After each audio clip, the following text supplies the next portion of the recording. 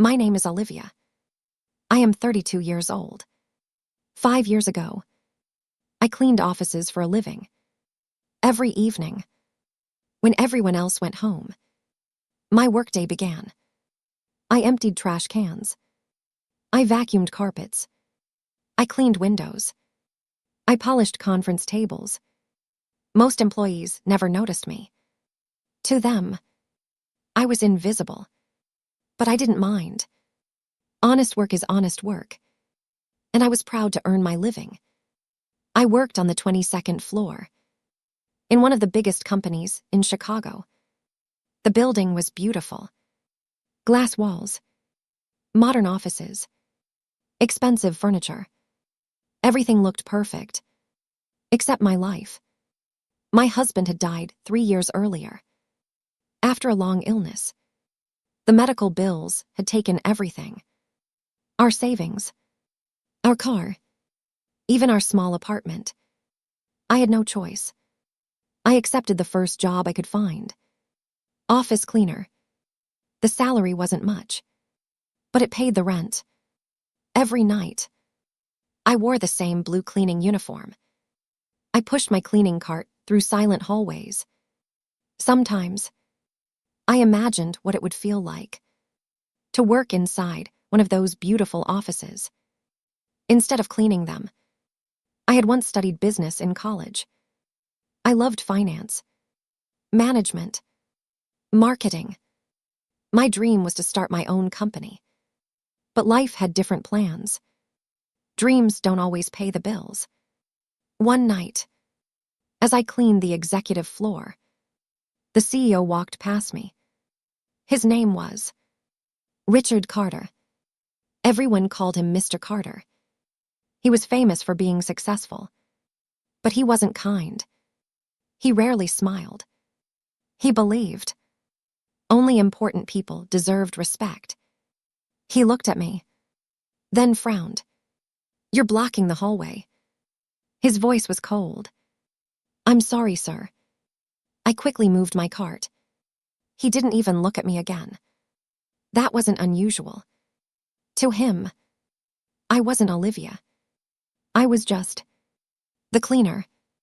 A few weeks later, I was dusting the conference room. A meeting had just ended. Mr. Carter walked back inside. He noticed a small fingerprint on the glass table. He pointed at it. "You missed a spot." "I'm sorry. I'll clean it again." He shook his head. "If you can't even clean a table properly, don't expect anything better from life." The room became silent. Several managers looked uncomfortable. Nobody said a word. I quietly cleaned the table again. Then I pushed my cart away. His words stayed with me for days. That night, I sat alone in my small apartment, looking out the window. I asked myself one question.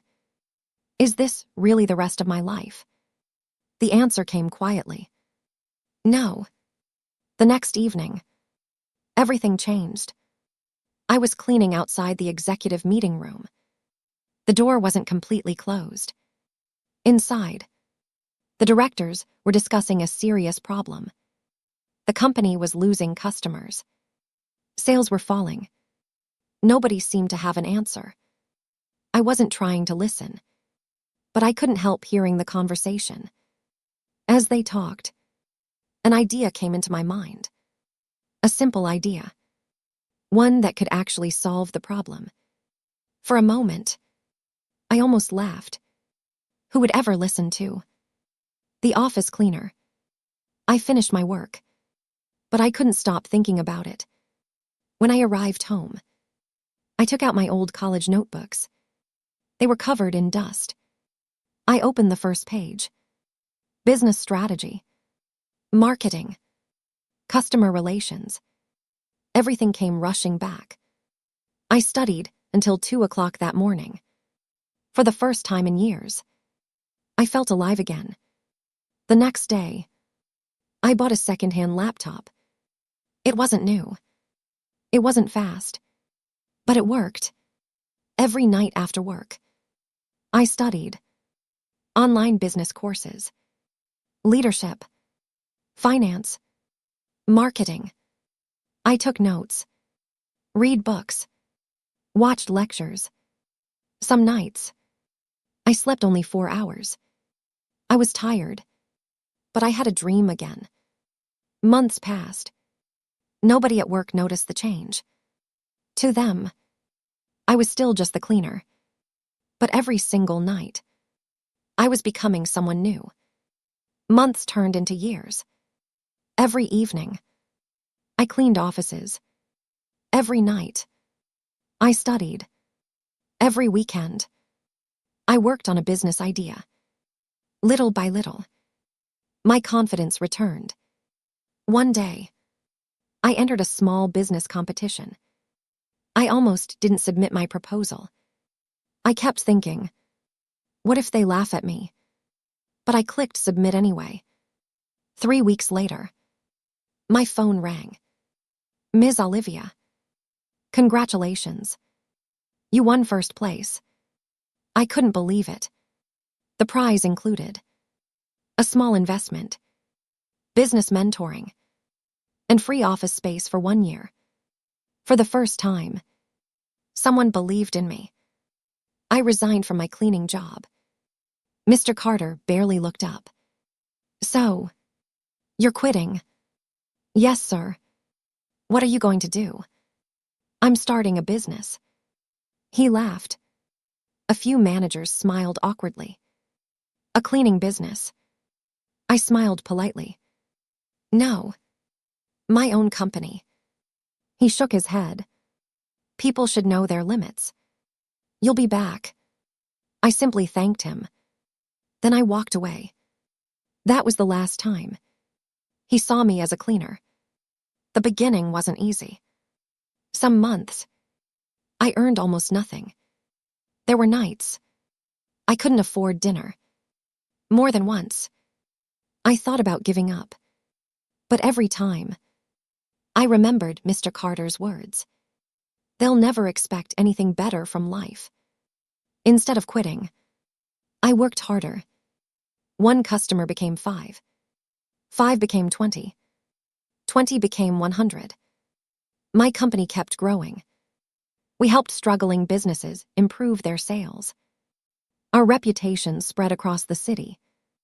5 years later, we had more than 300 employees. Then one morning, my lawyer walked into my office. There is an opportunity. What kind of opportunity? The company where you used to work is being sold.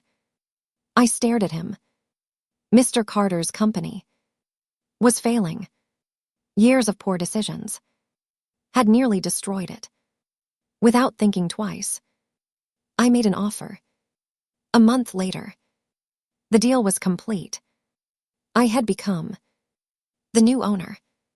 On my first morning, I walked through the same glass doors, the same lobby, the same elevators, the same hallways. I once cleaned every night. Only one thing had changed. This time, I wasn't wearing a blue cleaning uniform. I was wearing a business suit. Employees stopped walking. Some recognized me. They whispered, "Isn't that the cleaner?" I smiled, then continued toward the executive floor. Inside my new office, the finance director placed several documents on my desk. These are this month's payroll approvals. I picked up my pen. The first paycheck belonged to Richard Carter. For a moment, I looked at his name. Life had come full circle.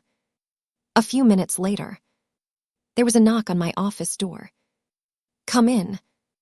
The door slowly opened. Richard Carter walked inside. He looked tired, older. His confidence had disappeared. He smiled politely. "Good morning." Then he looked directly at me. His face turned pale. He couldn't believe his eyes. "Olivia." I smiled calmly. "Good morning, Mr. Carter." For several seconds, neither of us spoke. Finally, he whispered, "You're the new owner." "Yes.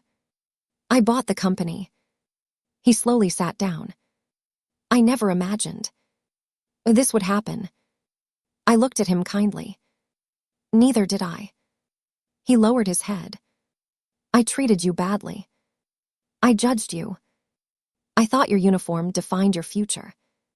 He took a deep breath. "I'm sorry. I was wrong." The room became silent. Then I gently pushed his paycheck across the desk. "Your salary has been approved." He looked at the document, then back at me. "You signed it." "Yes." His eyes filled with tears. "I don't deserve your kindness." I smiled softly. "Kindness costs nothing. But respect changes everything." He nodded slowly. "I finally understand." Before leaving, he stood up. "I hope your employees never feel the way I made you feel." I answered, "They won't. Because every person in this building matters. From the CEO to the cleaner." He smiled sadly, then quietly walked away. I watched the office door close. A few minutes later, I walked through the building. I thanked the security guards. I greeted the receptionists. Then I found the evening cleaning staff. I introduced myself, and I shook every one of their hands, because I knew exactly how it felt to be invisible. At that moment, I realized something important. Success isn't reaching the top, so you can look down on others. Real success is reaching the top and making sure no one else feels small. Never let someone else's opinion decide your future. Your job does not define your value. Your attitude does. Your character does. And your determination always will.